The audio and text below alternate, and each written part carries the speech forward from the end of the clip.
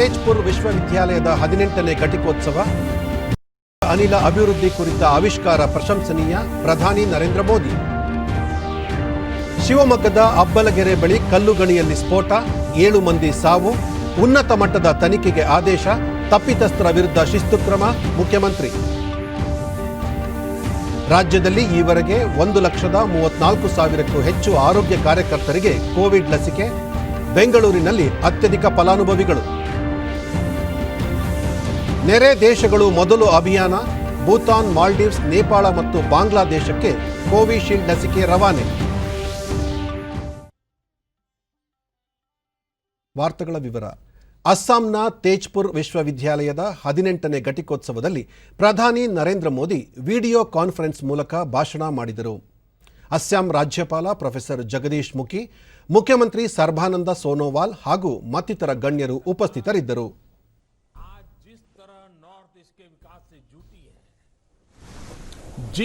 ನಂತರ ಪ್ರಧಾನಿ ನರೇಂದ್ರ ಮೋದಿ ತೇಜ್ಪುರ್ ವಿಶ್ವವಿದ್ಯಾಲಯ ಆವಿಷ್ಕಾರಗಳಿಗೆ ಹೆಸರಾಗಿದೆ. ಈ ವಿಶ್ವವಿದ್ಯಾಲಯ ತೇಜ್ಪುರ್ನ ಹಿರಿಮೆಯನ್ನು ಹೆಚ್ಚಿಸಿದೆ. ವಿಶ್ವವಿದ್ಯಾಲಯದಲ್ಲಿ ಜೈವಿಕ ಅನಿಲ ಅಭಿವೃದ್ಧಿ ಕುರಿತ ಆವಿಷ್ಕಾರ ಪ್ರಶಂಸನೀಯ. ಈಶಾನ್ಯ ಭಾರತದ ಅಭಿವೃದ್ಧಿಗಾಗಿ ವಿಶ್ವವಿದ್ಯಾಲಯ ಶ್ರಮಿಸುತ್ತಿದೆ. ಈಶಾನ್ಯ ಭಾರತದ ಸಾಮರ್ಥ್ಯದ ಮೇಲೆ ದೇಶ ನಂಬಿಕೆ ಇಟ್ಟಿದೆ ಎಂದರು. ದೇಶ 75ನೇ ಸ್ವಾತಂತ್ರ್ಯೋತ್ಸವ ವರ್ಷಕ್ಕೆ ಕಾಲಿಡುತ್ತಿದೆ. ಸ್ವಾತಂತ್ರ್ಯಕ್ಕಾಗಿ ಅಸ್ಸಾಂನ ಅಪಾರ ಸಂಖ್ಯೆಯ ಜನರು ಕೊಡುಗೆ ನೀಡಿದ್ದಾರೆ. ಅನೇಕರು ತಮ್ಮ ಜೀವನವನ್ನು ತ್ಯಾಗ ಮಾಡಿದ್ದಾರೆ. ಇದೀಗ ನಾವೆಲ್ಲ ನವಭಾರತ, ಆತ್ಮನಿರ್ಭರ ಭಾರತಕ್ಕೆ ಜೀವನವನ್ನು ಶ್ರಮಿಸಬೇಕಾಗಿದೆ ಎಂದರು. ರಾಷ್ಟ್ರ ನಿರ್ಮಾಣಕ್ಕೆ ಕೊಡುಗೆ ನೀಡುವಂತೆ ವಿದ್ಯಾರ್ಥಿಗಳಿಗೆ ಕರೆ ನೀಡಿದ ಪ್ರಧಾನಿ, ಕೋವಿಡ್ ಸಾಂಕ್ರಾಮಿಕದ ವಿರುದ್ಧ ಹೋರಾಟದಲ್ಲಿ ದೇಶದ ಪ್ರತಿಯೊಬ್ಬರು ಕೈ ಜೋಡಿಸಿದ್ದಾರೆ. ಭಾರತದ ಆರೋಗ್ಯ ಮೂಲ ಸೌಕರ್ಯದಿಂದ ಸಾಂಕ್ರಾಮಿಕ ಎದುರಿಸಲು ಸಾಧ್ಯವಾಗಿದೆ. ದೇಶದಲ್ಲಿ ವಿಶ್ವದ ಅತಿ ದೊಡ್ಡ ಲಸಿಕೆ ನೀಡಿಕೆ ಅಭಿಯಾನ ಕೈಗೊಳ್ಳಲಾಗಿದೆ. ದೇಶವನ್ನು 2047ರ ವೇಳೆಗೆ ಭಾರತ ಹೊಸ ಎತ್ತರಗಳಿಗೆ ಕೊಂಡೊಯ್ಯಲು ನಾವೆಲ್ಲರೂ ಭಾಗಿಯಾಗಬೇಕು ಎಂದರು. विकास के नए द्वार खुल रहे हैं. मुझे भरोसा है कि आपने तेजपुर में रहते हुए तेजपुर यूनिवर्सिटी में जो सीखा है वो असम की प्रगति को, देश की प्रगति को गति देगा, नई ऊंचाई देगा. साथियों, इस भरोसे की कई वजह भी हैं. पहला, तेजपुर का यह ऐतिहासिक स्थान इसके पौराणिक इतिहास से मिलने वाली प्रेरणा. दूसरा, तेजपुर विश्वविद्यालय में आप जो काम कर रहे हैं वो मुझे बताया गया है कि वो बहुत ही उत्साह जगाता है. और तीसरा, पूर्वी भारत के सामर्थ्य पर, यहाँ के लोगों, यहाँ के नौजवानों की क्षमताओं पर, राष्ट्र निर्माण के उनके प्रयासों पर सिर्फ मेरा ही नहीं,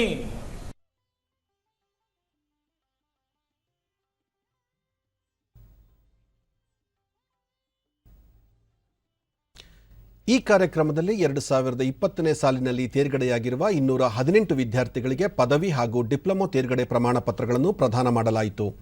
ಕೋವಿಡ್ ಮಾರ್ಗಸೂಚಿಗಳನ್ನು ಅನುಸರಿಸಿ ಹೈಬ್ರಿಡ್ ಮಾದರಿಯಲ್ಲಿ ಘಟಿಕೋತ್ಸವ ಸಮಾರಂಭ ನಡೆಯಿತು. ಪಿಎಚ್ಡಿ ಪದವೀಧರರು ಮತ್ತು ಚಿನ್ನದ ಪದಕ ವಿಜೇತರು ಮಾತ್ರ ಘಟಿಕೋತ್ಸವದಲ್ಲಿ ಪಾಲ್ಗೊಂಡಿದ್ದರು. ಉಳಿದವರಿಗೆ ವರ್ಚುವಲ್ ರೂಪದಲ್ಲಿ ಪದವಿ ಪ್ರದಾನ ಮಾಡಲಾಯಿತು. ಪ್ರಧಾನಿ ನರೇಂದ್ರ ಮೋದಿ ಅವರು ಇಂದು ವಿಡಿಯೋ ಕಾನ್ಫರೆನ್ಸ್ ಮೂಲಕ ಕೋವಿಡ್ ಲಸಿಕಾ ಅಭಿಯಾನದಡಿಯಲ್ಲಿ ಲಸಿಕೆ ಪಡೆದಿರುವ ಫಲಾನುಭವಿಗಳೊಂದಿಗೆ ಸಂವಾದ ನಡೆಸಲಿದ್ದಾರೆ. ಈ ಕಾರ್ಯಕ್ರಮದಲ್ಲಿ ಲಸಿಕೆ ಕುರಿತು ಫಲಾನುಭವಿಗಳು ತಮ್ಮ ಅನುಭವ ಹಂಚಿಕೊಳ್ಳಲಿದ್ದಾರೆ. ನಂತರ ಪ್ರಧಾನಿ ವಿಜ್ಞಾನಿಗಳು, ಅಧಿಕಾರಿಗಳು ಮತ್ತು ರಾಜಕೀಯ ಮುಖಂಡರೊಂದಿಗೆ ಸಂವಾದ ನಡೆಸಲಿದ್ದಾರೆ.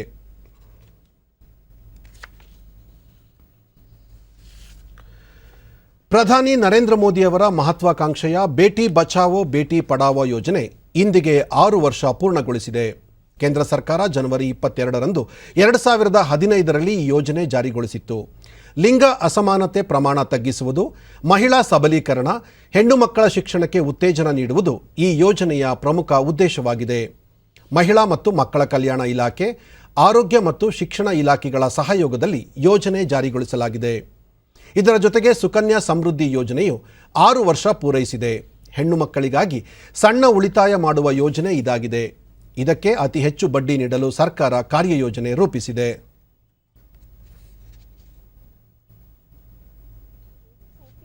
योजना है जिसे बेटी बचाओ बेटी पढ़ाओ स्कीम के तहत लॉन्च किया गया है। छोटी बचत स्कीम में सुकन्या सबसे बेहतर ब्याज दर वाली योजना है।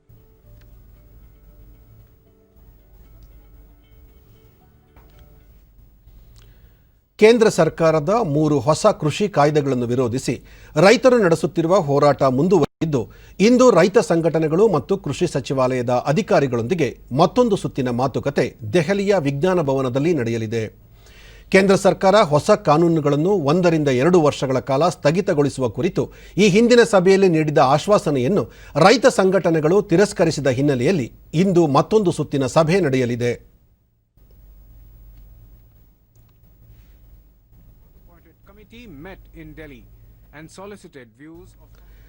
ಈ ಮಧ್ಯೆ ಹೊಸ ಕಾಯ್ದೆಯ ಸಾಧಕ ಬಾಧಕ ಕುರಿತು ಅಧ್ಯಯನ ನಡೆಸಲು ಸುಪ್ರೀಂ ಕೋರ್ಟ್ ರಚಿಸಿದ ಸಮಿತಿ ನಿನ್ನೆ ದೇಶದ 8 ರಾಜ್ಯಗಳ ರೈತ ಸಂಘಟನೆಗಳ ಜೊತೆ ವಿಡಿಯೋ ಕಾನ್ಫರೆನ್ಸ್ ಮೂಲಕ ಸಂವಾದ ನಡೆಸಿ ಅಭಿಪ್ರಾಯ ಸಂಗ್ರಹಿಸಿದೆ. ಇದೇ 26ರಂದು ರೈತರು ದೆಹಲಿಯಲ್ಲಿ ನಡೆಸಲು ಉದ್ದೇಶಿಸಲಾಗಿರುವ ಟ್ರ್ಯಾಕ್ಟರ್ ರ್ಯಾಲಿ ಕುರಿತು ರೈತ ಸಂಘಟನೆಗಳು ಮತ್ತು ದೆಹಲಿಯ ಪೊಲೀಸರ ಮಧ್ಯೆ ಯಾವುದೇ ಒಮ್ಮತದ ನಿರ್ಧಾರ ಮೂಡಿಲ್ಲ.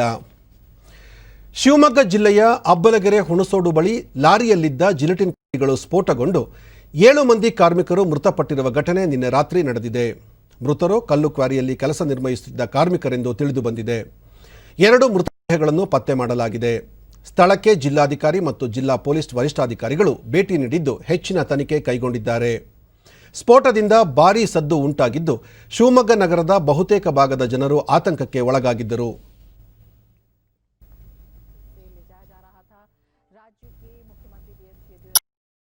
स्तरीय जांच के आदेश दे दिए हैं।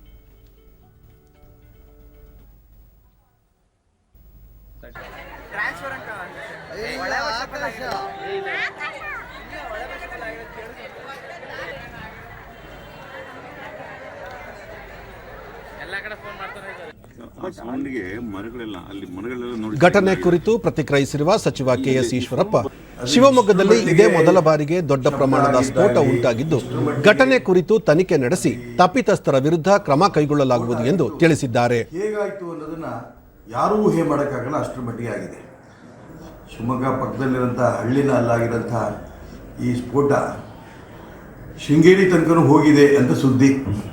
ಅಕ್ರಮವಾಗಿ ನಡೀತಾ ಇರೋದ್ರ ಬಗ್ಗೆ ಘಟನೆ ಕುರಿತು ಮಾಹಿತಿ ಲಭಿಸಿದ ತಕ್ಷಣ ಸ್ಥಳಕ್ಕೆ ಭೇಟಿ ನೀಡಿ ಪರಿಶೀಲನೆ ನಡೆಸಿದ್ದೇವೆ.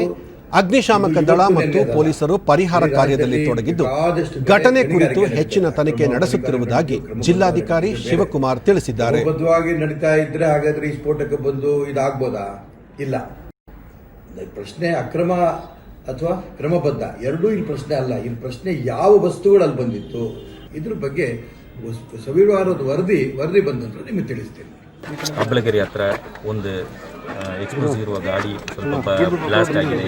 ಅದರಲ್ಲಿ ಕೆಲವೊಬ್ಬರಿಗೆ ಜೀವಕ್ಕೆ ಅಪಾಯ ಕೂಡ ಆಗಿದೆ ಅಂತ ನಮ್ಮ ಗಮನಕ್ಕೆ ಬಂದಿತ್ತು. ತಕ್ಷಣ ನಾನು SP, ನಮ್ಮ ಫೈರ್ ಆಫೀಸರ್ ಟೀಮ್ ಎಲ್ಲರೂ ಕೂಡ ಇಲ್ಲಿ ಇಮಿಡಿಯೇಟ್ ಆಗಿ ಬಂದಿದ್ದೀವಿ. ಇಲ್ಲಿ ಒಂದು ಗಾಡಿ ನಮಗೆ ಆ ಥರ ಎಕ್ಸ್ಪ್ಲೋಸಿವ್ ಬ್ಲಾಸ್ಟ್ ಆಗಿರೋದು ನಮಗೆ ಸಿಕ್ಕಿದೆ. ಇದರ ಬಗ್ಗೆ ನಾವು ವಿಪತ್ತು ನಿರ್ವಹಣೆ ಮೇಲಧಿಕಾರಿಗಳ ಜೊತೆಗೆ ನಾವು ಮಾತನಾಡಿದ್ದೀವಿ. ನಮಗೆ ಏನೇನು ಇಲ್ಲಿ ಎಲ್ಲ ಘಟನೆಗಳಾಗಿದೆ ಎಲ್ಲವನ್ನೂ ಅವ್ರ ಗಮನಕ್ಕೆ ತಂದ ಮೇಲೆ ಇದರದ್ದು ಯಾವುದು ಇದರಿಂದ ಶಬ್ದ ಬಂದಿದೆಯಾ ಇಲ್ಲ ಬೇರೆ ಯಾವುದೇ ರೀತಿಯಲ್ಲಿ ಇದು ಬ್ಲಾಸ್ಟ್ ಆಗಿದೆಯಾ ಇಂಥ ಬೇರೆ ಬೇರೆ ನಮಗೆ ಕನ್ಫ್ಯೂಷನ್ಸ್ ಇದೆ. ಈ ಘಟನೆ ಕುರಿತು ತೀವ್ರ ಸಂತಾಪ ವ್ಯಕ್ತಪಡಿಸಿದ ಪ್ರಧಾನಿ ನರೇಂದ್ರ ಮೋದಿ ತಮ್ಮ ಟ್ವೀಟ್ ಸಂದೇಶದಲ್ಲಿ ಗಾಯಾಳುಗಳು ಶೀಘ್ರ ಗುಣಮುಖರಾಗಲಿ, ರಾಜ್ಯ ಸರ್ಕಾರ ಘಟನೆಯಲ್ಲಿ ಸಂಕಷ್ಟಕ್ಕೆ ಸಿಲುಕಿದವರಿಗೆ ಅಗತ್ಯ ನೆರವು ನೀಡುತ್ತಿದೆ ಎಂದು ತಿಳಿಸಿದ್ದಾರೆ. ಮುಖ್ಯಮಂತ್ರಿ BS ಯಡಿಯೂರಪ್ಪ ಕೂಡ ತಮ್ಮ ಟ್ವೀಟ್ ಸಂದೇಶದಲ್ಲಿ ಘಟನೆಯಲ್ಲಿ ಅನೇಕ ಮಂದಿ ಸಾವನ್ನಪ್ಪಿರುವ ಸುದ್ದಿ ಆಘಾತಕಾರಿ, ಮೃತಪಟ್ಟವರ ಕುಟುಂಬದವರಿಗೆ ದುಃಖ ಭರಿಸುವ ಶಕ್ತಿ ಲಭಿಸಲಿ ಎಂದು ಸಂತಾಪ ವ್ಯಕ್ತಪಡಿಸಿ ಹಿರಿಯ ಅಧಿಕಾರಿಗಳೊಂದಿಗೆ ಸಂಪರ್ಕದಲ್ಲಿದ್ದು ರಕ್ಷಣಾ ಕಾರ್ಯಾಚರಣೆಗೆ ವಿಶೇಷ ತಂಡಗಳನ್ನು ರವಾನಿಸಲಾಗಿದೆ. ಈ ಘಟನೆ ಕುರಿತು ಉನ್ನತ ಮಟ್ಟದ ತನಿಖೆಗೆ ಆದೇಶಿಸಲಾಗಿದ್ದು ತಪ್ಪಿತಸ್ಥರ ವಿರುದ್ಧ ಕಠಿಣ ಕ್ರಮ ಕೈಗೊಳ್ಳಲಾಗುವುದು. ಮೃತರ ಕುಟುಂಬಕ್ಕೆ ತಲಾ 5 ಲಕ್ಷ ರೂಪಾಯಿ ಪರಿಹಾರ ನೀಡಲಾಗುವುದು ಎಂದು ತಿಳಿಸಿದ್ದಾರೆ. ಕೇಂದ್ರ ಸಚಿವ ಡಿ.ವಿ. ಸದಾನಂದಗೌಡ ಅವರು ಸ್ಫೋಟದಲ್ಲಿ ಮೃತಪಟ್ಟವರಿಗೆ ಸಂತಾಪ ವ್ಯಕ್ತಪಡಿಸಿದ್ದು, ಗಾಯಾಳುಗಳು ಶೀಘ್ರ ಗುಣಮುಖರಾಗಲಿ ಎಂದು ತಮ್ಮ ಸಂದೇಶದಲ್ಲಿ ತಿಳಿಸಿದ್ದಾರೆ. ವಿಧಾನಸಭೆಯ ವಿರೋಧ ಪಕ್ಷದ ನಾಯಕ ಸಿದ್ದರಾಮಯ್ಯ ತಮ್ಮ ಟ್ವೀಟ್ ಸಂದೇಶದಲ್ಲಿ ಶಿವಮೊಗ್ಗದಲ್ಲಿ ಸಂಭವಿಸಿದ ಸ್ಫೋಟದ ಸುದ್ದಿ ಆಘಾತವನ್ನುಂಟು ಮಾಡಿದೆ. ಈ ಘಟನೆಯನ್ನು ರಾಜ್ಯ ಸರ್ಕಾರ ಗಂಭೀರವಾಗಿ ಪರಿಗಣಿಸಿ ತಪ್ಪಿತಸ್ಥರ ವಿರುದ್ಧ ಕಠಿಣ ಕ್ರಮ ಜರುಗಿಸಿ ಮೃತರ ಕುಟುಂಬದವರಿಗೆ ಸೂಕ್ತ ಪರಿಹಾರ ನೀಡುವಂತೆ ಒತ್ತಾಯಿಸಿದ್ದಾರೆ. ಶಿವಮೊಗ್ಗ ಜಿಲ್ಲೆಯ ಅಬ್ಬಲಗೆರೆ ಹುಣಸೋಡು ಬಳಿ ಕಳೆದ ರಾತ್ರಿ ಕ್ವಾರಿಯಲ್ಲಿ ಸಂಭವಿಸಿದ ಸ್ಫೋಟ ಘಟನೆ ಕುರಿತು ಕ್ವಾರಿ ಮಾಲೀಕ, ಮೇಲ್ವಿಚಾರಕ ಹಾಗೂ ಡೈನಮೈಟ್ ಸರಬರಾಜುದಾರರನ್ನು ಬಂಧಿಸಲಾಗಿದೆ ಎಂದು ಗೃಹ ಸಚಿವ ಬಸವರಾಜ ಬೊಮ್ಮಾಯಿ ತಿಳಿಸಿದ್ದಾರೆ. ಘಟನಾ ಸ್ಥಳದಲ್ಲಿ ಇಡಲಾಗಿದ್ದ ಭಾರೀ ಪ್ರಮಾಣದ ಡೈನಾಮೈಟ್ನಿಂದ ಸ್ಫೋಟ ಸಂಭವಿಸಿದೆ. ಕಲ್ಲು ಗಣಿ ಮಾಲೀಕ ಮತ್ತು ಗಣಿ ನಿರ್ವಹಿಸುತ್ತಿರುವುದರಿಂದ ನಿರ್ಲಕ್ಷ್ಯ ಕಂಡುಬಂದಿದೆ. ಘಟನೆ ಕುರಿತು ತನಿಖೆ ಪ್ರಗತಿಯಲ್ಲಿದೆ ಎಂದರು. ಜಿಲ್ಲಾಡಳಿತ ಮತ್ತು ಪೊಲೀಸರು ರಕ್ಷಣಾ ಕಾರ್ಯಾಚರಣೆಯಲ್ಲಿ ತೊಡಗಿದ್ದಾರೆ. ಪರಿಹಾರ ಮತ್ತು ಇತರ ಅಂಶಗಳ ಜೊತೆ ಮುಖ್ಯಮಂತ್ರಿಯವರು ನಿರ್ಧರಿಸಲಿದ್ದಾರೆ. ಇಡೀ ಪ್ರದೇಶವನ್ನು ತೆರವುಗೊಳಿಸಿದ ನಂತರ ಸಾವು ನೋವು ಕುರಿತ ಪೂರ್ಣ ಮಾಹಿತಿ ಲಭ್ಯವಾಗಲಿದೆ ಎಂದು ತಿಳಿಸಿದ್ದಾರೆ.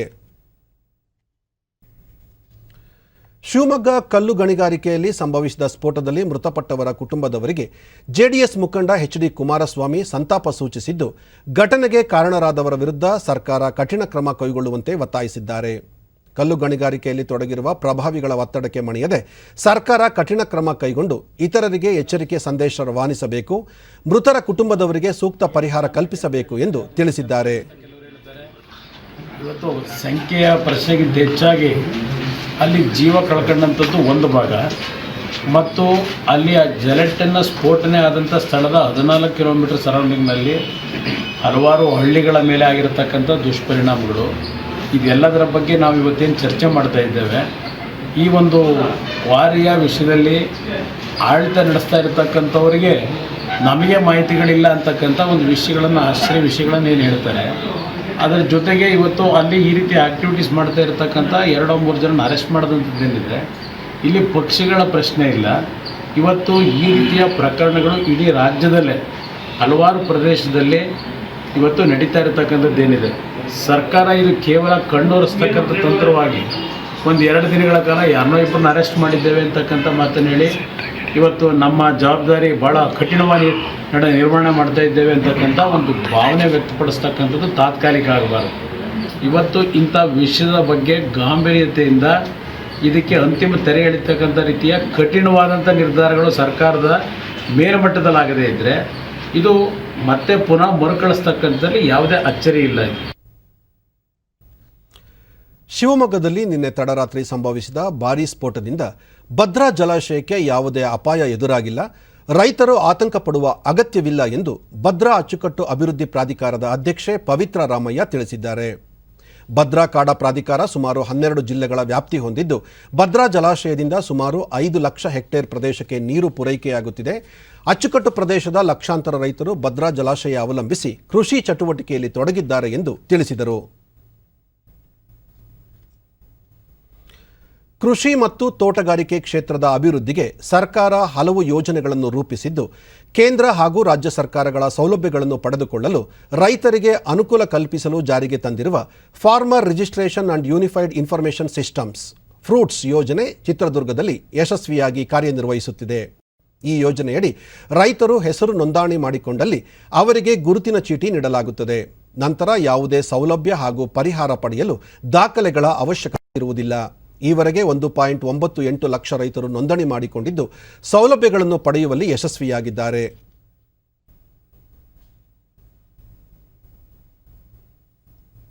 ಈ ರೈತ ಕುಟುಂಬದವರಿಗೆ ಡಿಡಿ ನ್ಯೂಸ್ನೊಂದಿಗೆ ರೈತ ಪರಮಶಿವಪ್ಪ, ಈ ಯೋಜನೆಯಡಿ ಇಲಾಖೆ ನೀಡುವ ಗುರುತಿನ ಚೀಟಿ ಮೂಲಕ ಅನೇಕ ಸೌಲಭ್ಯ ಹಾಗೂ ಪರಿಹಾರಗಳನ್ನು ಪಡೆಯಲು ಸಹಕಾರಿಯಾಗಿದೆ ಎಂದರು. ಪಡಿಬೇಕಾಗಿತ್ತು, ಅದು ಎಲ್ಲದೂ ಬಿಟ್ಟು ಈಗ FIRD ಕಾರ್ಡ್ ಮಾಡಿರೋದ್ರಿಂದ ಅದರ ಸವಲತ್ತು ಕೃಷಿ ಇಲಾಖೆಯಿಂದ ಇರ್ಬೋದು, ತೋಟಗಾರಿಕೆಯಿಂದ ಇರ್ಬೋದು, ವ್ಯವಸಾಯ ಚಟುವಟಿಕೆ ಎಲ್ಲ ಕಾರ್ಯಕ್ರಮಗಳಿಗೂ ಆಧಾರ್ FIRD ಕಾರ್ಡ್ನಿಂದ ಎಲ್ಲ ಸವಲತ್ತುಗಳನ್ನು ಪಡೆದಿದ್ದೀವಿ. ಇದೆ ಸರ್, ಕೃಷಿ ಇಲಾಖೆಯವರು FID ನಂಬರ್ ಮತ್ತೋರ್ವ ರೈತ, ಯೋಜನೆಯಿಂದ ರೈತರು ಪ್ರತಿ ಬಾರಿ ದಾಖಲೆಗಳನ್ನು ಸಂಗ್ರಹಿಸಿ ಇಲಾಖೆಗೆ ಸಲ್ಲಿಸುವುದು ಅವಶ್ಯಕತೆ ಇಲ್ಲದೆ ಇರುವುದು ರೈತರಿಗೆ ಅನುಕೂಲವಾಗಿದೆ ಎಂದರು. ನಮಗೆ FID ನಂಬರ್ ಬೇಕು ಅಂತ ಕೃಷಿ ಇಲಾಖೆಯಲ್ಲಾಗಲಿ ಮತ್ತೆ ಬೇರೆ ಎಲ್ಲೇ ನಮ್ಮ ಕೃಷಿ ಉಪಕರಣಗಳನ್ನು ಕೇಳಲಿಕ್ಕೆ ಹೋದ್ರು ಅದು ಬೇಕಾಗುತ್ತೆ. ಮತ್ತೆ ಈಗ ಕಡಲೆ ಬೆಂಬಲ ಬೆಲೆ ಸಂದರ್ಭದಲ್ಲಿ ನಾವು FID ನಂಬರೇ ಇರಬೇಕು. ನಮಗೆ ಮೊದಲು ಕೃಷಿ ಇಲಾಖೆಯಿಂದ ಆಧಾರ್ ಈ ಯೋಜನೆ ರೈತರ ಸಮಯ ಉಳಿತಾಯ ಮಾಡಲಿದ್ದು ಕಚೇರಿಗೆ ಅಲೆಯುವುದನ್ನು ತಪ್ಪಿಸಿದೆ ಎಂದರು. ಈಗ ಸರ್ಕಾರ FID ನಂಬರ್ ಮಾಡಿಸಿ ಎಲ್ಲ ಸೌಲಭ್ಯನೂ ಅದರಲ್ಲೇ ಇರುತ್ತೆ. ರೈತರಿಗೆ ಭಾಳ ಅನುಕೂಲ ಮಾಡಿಕೊಟ್ಟಿದೆ. FID ನಂಬರಿಂದ ನಮ್ಮ ಸಾಮಾನು ನಮಗೆ ಇರುವ ಹಾಗೆ ಗೌರ್ಮೆಂಟ್ ಮಾಡಿಕೊಟ್ಟಿದೆ, ಅನುಕೂಲ ಐತೆ.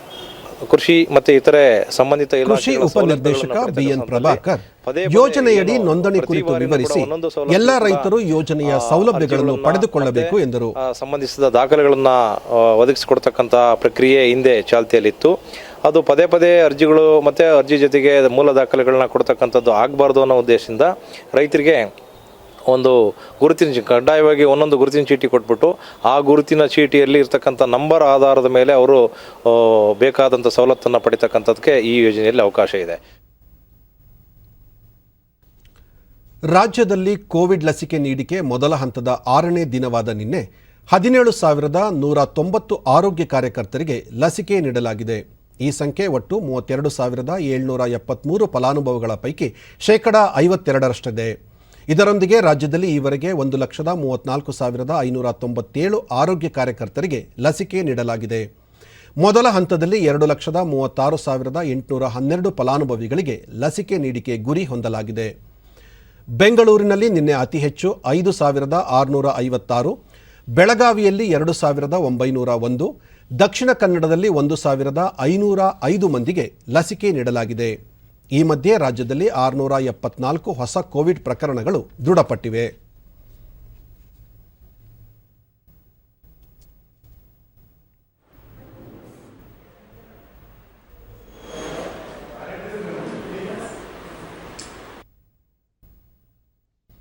ದೇಶದಲ್ಲಿ ಕೋವಿಡ್-19 ಸೋಂಕು ಪ್ರಕರಣಗಳ ಸಂಖ್ಯೆಯಲ್ಲಿ ಗಣನೀಯ ಇಳಿಕೆ ಕಂಡುಬಂದಿದೆ. ಕಳೆದ 24 ಗಂಟೆಗಳಲ್ಲಿ ಹೊಸದಾಗಿ 14,545 ಕೊರೋನಾ ಸೋಂಕು ಪ್ರಕರಣಗಳು ದೃಢಪಟ್ಟಿವೆ. ಇದರೊಂದಿಗೆ ಕೋವಿಡ್-19 ಸೋಂಕಿತ ಪ್ರಕರಣಗಳ ಒಟ್ಟು ಸಂಖ್ಯೆ 1,625,428ಕ್ಕೆ ಏರಿಕೆಯಾಗಿದೆ.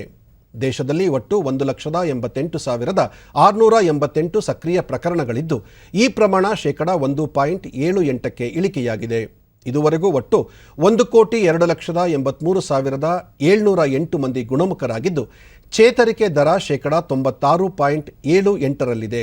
ದೇಶದಲ್ಲಿ ಈವರೆಗೆ 1,53,032 ಮಂದಿ ಸಾವನ್ನಪ್ಪಿದ್ದು ಮರಣ ಪ್ರಮಾಣ ಶೇಕಡ 1.44ರಷ್ಟಿದೆ.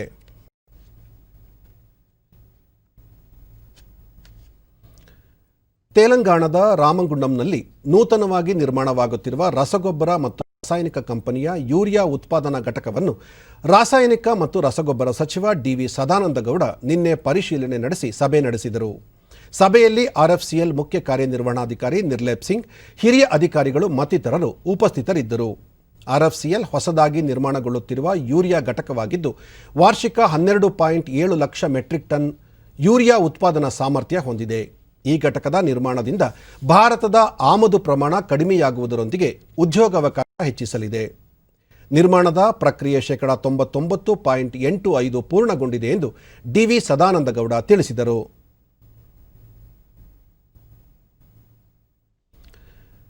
ಭತ್ತ ಬೆಳೆಯುವಲ್ಲಿ ಖ್ಯಾತಿ ಪಡೆದಿರುವ ರಾಯಚೂರು ಜಿಲ್ಲೆಯ ಸಿಂಧನೂರು ತಾಲೂಕಿನಲ್ಲಿ ರಿಲಯನ್ಸ್ ರಿಟೇಲ್ ಕಂಪನಿಯು ಸ್ವಾಸ್ಥ ರೈತರ ಉತ್ಪಾದಕರ ಕಂಪನಿ ಮೂಲಕ ಸಗಟು ಭತ್ತ ಖರೀದಿಗೆ ಮುಂದಾಗಿದೆ. ಈ ವರ್ಷ 10,000 ಕ್ವಿಂಟಾಲ್ ಸೋನಾ ಮಸೂರಿ ಭತ್ತ ಖರೀದಿಸಲು ನಿರ್ಧರಿಸಿದ್ದು ಈಗಾಗಲೇ 720 ಕ್ವಿಂಟಲ್ ಭತ್ತ ಖರೀದಿಸಿದೆ. ಮಾರುಕಟ್ಟೆ ದರಕ್ಕಿಂತ ₹100 ಹೆಚ್ಚು ನೀಡುವುದಾಗಿ ರಿಲಯನ್ಸ್ ಕಂಪನಿ ತಿಳಿಸಿದ್ದು ಕ್ವಿಂಟಲ್ಗೆ ₹1,950 ದರ ನಿಗದಿಪಡಿಸಿದೆ. ನಬಾರ್ಡ್ ಯೋಜನೆಯಡಿ ಸ್ವಾಸ್ಥ ರೈತರ ಉತ್ಪಾದಕರ ಕಂಪನಿ ಸ್ಥಾಪನೆಯಾಗಿದ್ದು ರೈತರ ಬೆಳೆ ಮಾರಾಟ ಮಾಡುವ ಜವಾಬ್ದಾರಿಯನ್ನು ವಹಿಸಿಕೊಂಡಿದೆ. ಅಲ್ಲದೆ ಅಡುಗೆ ಎಣ್ಣೆ ಉತ್ಪಾದನಾ ಘಟಕವನ್ನು ಪ್ರಾರಂಭಿಸಿ ರೈತರಿಂದ ಎಣ್ಣೆ ಕಾಳುಗಳನ್ನು ಖರೀದಿಸಿ ಅಡುಗೆ ಎಣ್ಣೆಯನ್ನು ಸಹ ಉತ್ಪಾದಿಸುತ್ತಿದೆ.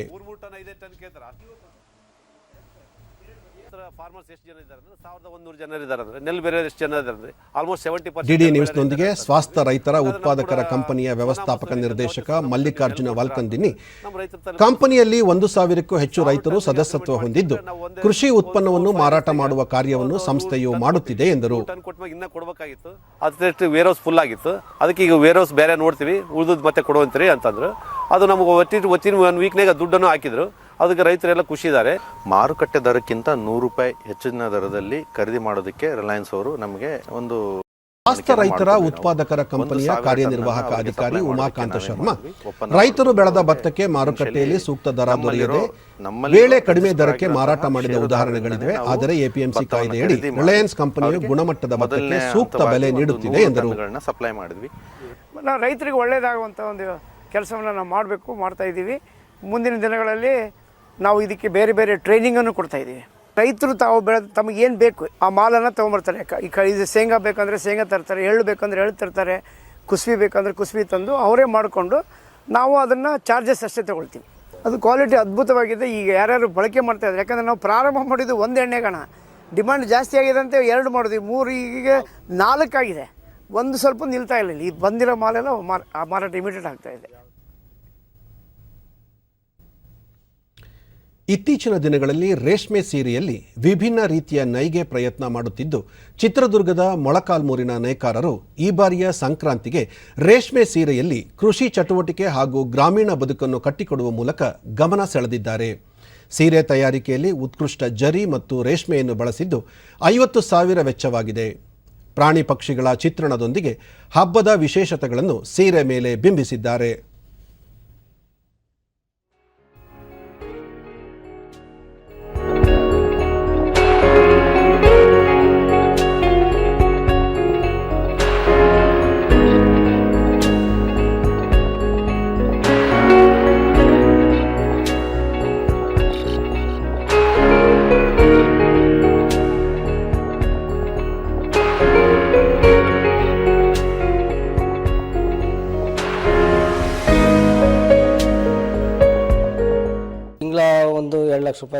ಡಿಡಿ ನ್ಯೂಸ್ನೊಂದಿಗೆ ಸೀರೆ ಅಂಗಡಿ ಮಾಲೀಕ ಡಿಎಸ್ ಮಲ್ಲಿಕಾರ್ಜುನ ಸುಗ್ಗಿ ಹಬ್ಬವಾದ ಸಂಕ್ರಾಂತಿಗೆ ರೈತರಿಗೆ ಕೊಡುಗೆ ನೀಡಬೇಕೆಂಬ ಕನಸು ಈಗ ನನಸಾಗಿದೆ ಎಂದರು.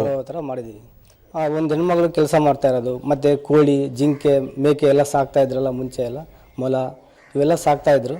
ಆ ಕಾನ್ಸೆಪ್ಟ್ ಎಲ್ಲ ಇದು ಮಾಡಿದೀವಿ. ಅದರಲ್ಲಿ ಮಾಡಲಿಕ್ಕೆ 1.5 ತಿಂಗಳು ಸಮಯ ಇದಾಯ್ತು. ಅದಕ್ಕೆ ಭಾಳ ಖುಷಿ ಪಟ್ಟು ಇಬ್ಬರು ನಮ್ಮ ಅಣ್ಣ ತಮ್ಮರೆಲ್ಲ ಸೇರಿ ಇದು ಮಾಡ್ಕೊಂಡಿದ್ವಿ. ಅದು ಒಂದು 15 ಸೀರೆ, ವಾರಕ್ಕೆ ಒಂದು 15 ಸೀರೆ ಆಗ್ತವೆ. ಪ್ರತಿಯೊಂದು 15 ಸೀರೆ ದೊಡ್ಡವೆಲ್ಲ ದೊಡ್ಡ ಸೀರೆನೇ. ಒಂದೊಂದು ಕಾಸ್ಟ್ ಬರ್ತವೆ ಸರ್, 10,000, 12,000, 13,000 ಆ ಥರ. ಮತ್ತು ಈ ಥರ ಈ ಡಿಸೈನ್ ಮಾಡಿರೋದು ನಾವು ರೈತ ಡಿಸೈನ್ ಮಾಡಿರೋದು ಇವಾಗ ದೇಶದ ಫಸ್ಟ್ ಬೆನ್ನೆಲುಬು ರೈತನೇ. ಮಲ್ಲಿಕಾರ್ಜುನ ಸಹೋದರ ಸುರೇಶ್ ನಮ್ಮಲ್ಲಿ ತಯಾರಾದ ಸೀರೆಗಳನ್ನು ದೇಶದ ಅನೇಕ ನಗರಗಳಲ್ಲಿ ಮಾರಾಟವಾಗುತ್ತಿದ್ದು ಅನ್ನದಾತ ರೈತರಿಗೆ ಕೊಡುಗೆ ನೀಡುವ ಉದ್ದೇಶದಿಂದ ಕುಟುಂಬದ ಎಲ್ಲ ಸದಸ್ಯರ ಶ್ರಮದಿಂದ ಈ ಸೀರೆ ನೈಗೆ ಮಾಡಿದ್ದೇವೆ. ಸರ್ಕಾರ ಸಹಕಾರ ನೀಡಿದರೆ ಈ ಮಾದರಿಯ ಸೀರೆಗಳನ್ನು ಹೆಚ್ಚಿನ ಪ್ರಮಾಣದಲ್ಲಿ ಉತ್ಪಾದಿಸಲು ಅನುಕೂಲವಾಗುತ್ತದೆ ಎಂದರು.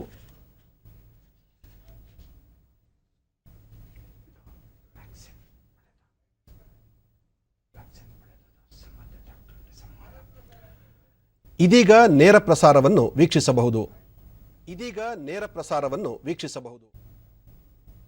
के लिए सभी डॉक्टर्स, नर्सेस और मेडिकल स्टाफ का अभिनंदन करता हूं. योगी जी की सरकार का अभिनंदन करता हूं. सभी डिपार्टमेंट के साथियों का अभिनंदन करता हूं. साथियों, यहां बनारस में आपके क्या अनुभव हैं? वैक्सीनेशन में कोई दिक्कत तो नहीं है? ये सब जानने के लिए मैं आज आपके बीच आया हूं. वर्चुअली हम बात करेंगे. मैं आज कोई भाषण करने के लिए नहीं आया हूं. और मुझे लगता है कि मेरी काशी और मेरी काशी के लोग, उनके जो फीडबैक हैं मुझे और भी जगह पे काम आएंगे. आपने खुद वैक्सीन ली भी है और वैक्सीनेशन के अभियान में भी जुटे हैं. अन्य हर प्रकार के लोग हैं. और मुझे बताया गया है कि सबसे पहले जिनसे मेरा संवाद होने का मुझे आज अवसर मिल रहा है, शायद वाराणसी जिला महिला अस्पताल की मैट्रन बहन पुष्पा जी शायद मुझसे बात कर रही हैं। पुष्पा जी नमस्ते। प्रधानमंत्री जी को मेरा नाम पुष्पा देवी है। मैं जिला महिला चिकित्सालय में मैट्रन के पद पर कार्यरत हूँ सर, और मैं 1 वर्ष से मैट्रन का कार्य देख रही हूँ। ಕೃಷಿ ವಲಯದ 10 ಸಮಸ್ಯೆಗಳಲ್ಲಿ ಕೂಲಿ ಕಾರ್ಮಿಕರ ಕೊರತೆ ತುಂಬಾ ತೀವ್ರತರವಾದದ್ದು. ಕೃಷಿ ಕ್ಷೇತ್ರಕ್ಕೆ ಸರ್ಕಾರ ಅದೆಷ್ಟೋ ಕೊಡುಗೆ ನೀಡುತ್ತಿದ್ದರೂ ಕೂಲಿ ಕಾರ್ಮಿಕರ ಅಲಭ್ಯತೆಯಿಂದಾಗಿ ಸೌಲಭ್ಯಗಳ ಪೂರ್ಣ ಬಳಕೆಯಾಗುತ್ತಿಲ್ಲ ಎಂಬುದು ಕಟುವಾಸ್ತವ. ಬೃಹತ್ ಹಿಡುವಳಿಯ ಅನುಕೂಲಸ್ಥ ರೈತರೇನೋ ಭಾರೀ ಯಂತ್ರೋಪಕರಣಗಳ ಬಳಕೆಯಿಂದ ಕೃಷಿ ನಡೆಸಬಲ್ಲರು. ಆದರೆ ಸಣ್ಣ ಹಿಡುವಳಿಯ ರೈತರ ಪಾಡೇನು? ಈ ಪ್ರಶ್ನೆಗೆ ಉತ್ತರ ಹುಡುಕುತ್ತಾ ಹೊರಟ ತುಮಕೂರಿನ ಮಹಿಳಾ ಉದ್ಯಮಿಯೊಬ್ಬರು ಬಗೆ ಬಗೆಯ ಯಂತ್ರೋಪಕರಣಗಳನ್ನು ಕಡಿಮೆ ದರದಲ್ಲಿ ಒದಗಿಸುತ್ತಾ ರೈತ ಮಿತ್ರರಾಗಿ ಹೊರಹೊಮ್ಮಿದ್ದಾರೆ. ಈ ಕುರಿತು ಒಂದು ವರದಿ.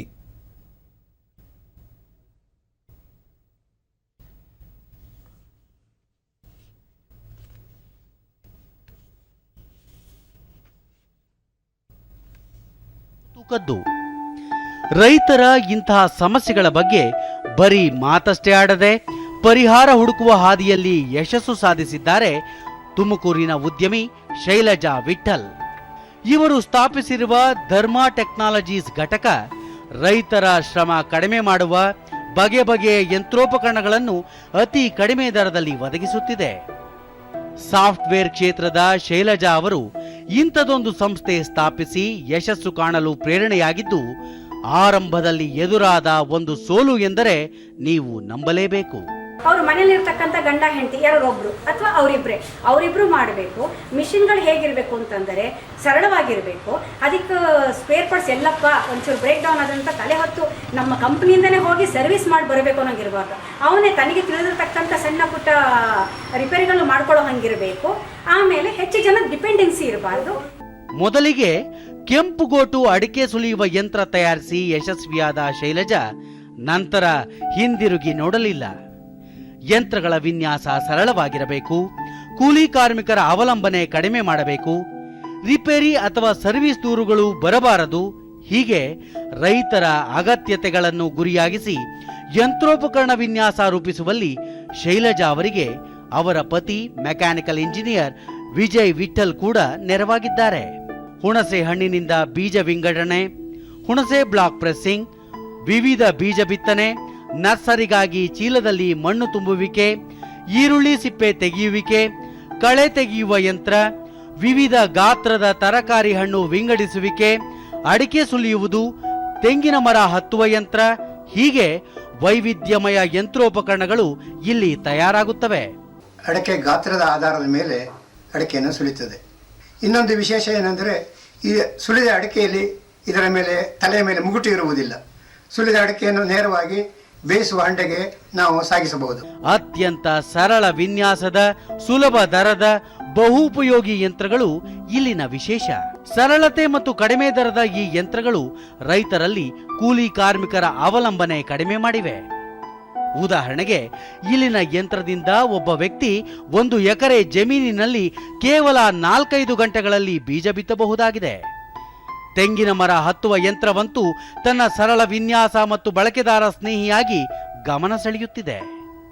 ಇದೊಂದು ಯಂತ್ರದಿಂದ 40 ಅಡಿ ಎತ್ತರದ ಮರವನ್ನು ಏಣಿಯಂತೆ ಸುಲಭವಾಗಿ ಏರಬಹುದು. ಅಷ್ಟೇ ಅಲ್ಲ, ಒಣಗಿದ ಅಥವಾ ರೋಗಗ್ರಸ್ತ ಗರಿಗಳನ್ನು ತೆಗೆದು ಸುಳಿ ಸ್ವಚ್ಛ ಮಾಡಬಹುದು.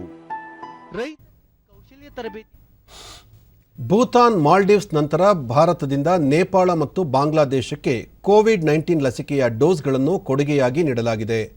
ನೇಪಾಳಕ್ಕೆ 10 ಲಕ್ಷ, ಬಾಂಗ್ಲಾದೇಶಕ್ಕೆ 20 ಲಕ್ಷ ಡೋಸ್ ಲಸಿಕೆಯನ್ನು ಹಸ್ತಾಂತರಿಸಲಾಗಿದೆ.